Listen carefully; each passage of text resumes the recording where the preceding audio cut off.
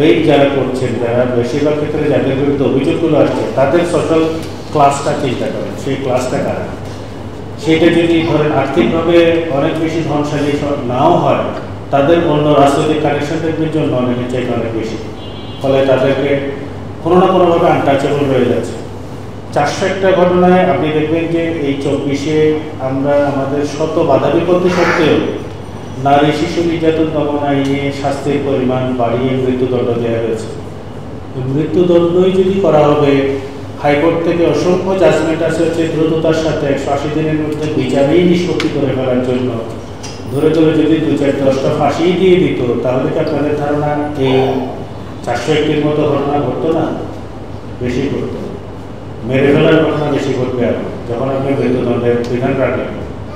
কারণ আমি যদি বাঁচিয়ে রাখি তাহলে আমার মৃত্যুদণ্ড হওয়ার সম্ভাবনা আছে। যদি রেপে করে মেরে ফেলি, প্রমাণ নাই, সাক্ষী নাই, অধিকাংশ ক্ষেত্রে দেখা যাবে যে ঘটনাগুলো তো আর মার্কেট প্লেসে তো হয় না। অধিকাংশ ক্ষেত্রে ঘটনাগুলো ঘটে হচ্ছে নিরলায়, নিবৃত্তি, নির্জনে, এমন একটা অড টাইমে, যে সময় কোনো মানুষ নেই, সাক্ষী নেই, কেউ নেই, মেরে ফেলার ঘটনা ঘটবে। তার মানে মৃত্যুদণ্ড দিলে কমবে, যে আর্গুমেন্টটা করা হয়েছিল ইন্টারিম গভর্নমেন্টের তরফ থেকে, সেটা যে সত্যি না, এটা তো নিশ্চয়ই বুঝতে পারছেন।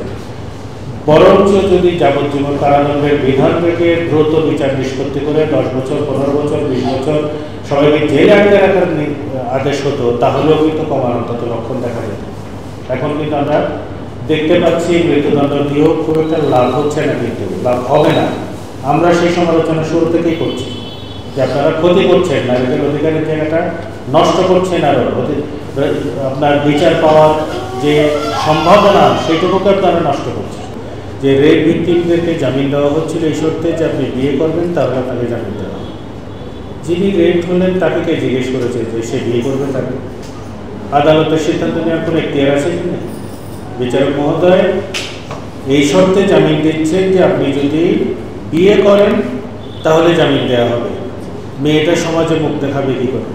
এই সমাজের কী প্রয়োজন? যে সমাজ হচ্ছে একজন ভিক্টিমকে হচ্ছে অ্যাকসেপ্ট করতে পারে না, তাকে হচ্ছে জায়গা তৈরি করে দিতে পারে না, উল্টো তাকেই দোষারোপ করে এই সমাজের দরকার। এই সমাজটাকেই তো ভাঙতে হবে। এই যে আমাদের বন্ধুরা যারা আন্দোলন করলেন যে পুরো সরকার পরিবর্তনের জন্য, এগুলোই তো তাদের দাবি ছিল। এই সরকারকে, এই সমাজ ব্যবস্থাটাকেই তো ভাঙতে হবে। আমি যে বিয়ের জন্য তাকে বাধ্য করছি, রেপের একজন অফেন্ডারকে, যিনি ভিকটিম, তিনি কি বলেছেন যে উনি আমাকে বিয়ে করলে আমি বিয়ে করতে রাজি আছি? তারপর মতামতটা কখনো নেওয়া হয়নি। কিন্তু একটা পর্যায়ে পর্যন্ত কিন্তু বেশ এরকম উল্টো পাল্টা অর্ডার কিন্তু আমরা দিতে দেখেছি আদালতে। কেউ কিন্তু প্রশ্ন তোলেনি, কেউ কোর্টেও কেউ বলেননি যে আপনি এরকম কেন আদেশ দিচ্ছেন, এটা তো খুবই অন্যায় আদেশ। এখন এই বিষয়গুলো এখন কিছুটা কমেছে।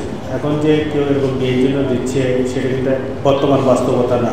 আমরা 24-এর আগের ঘটনা বলছি, এখন এর মধ্যে খুব রিসেন্টলি গত 1 বছরে এরকম কোনো অর্ডার হয়েছে বলে আমার অন্তত জানি না, আমার কলিগ কী বলবে।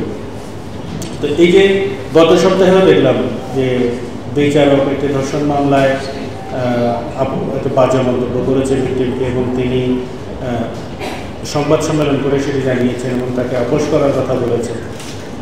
বিচারককে আপোস করতে বলেন, যেখানে রেপের মতো অপরাধ আইনের মধ্যে বলা আছে যে এটা আপোসযোগ্য না।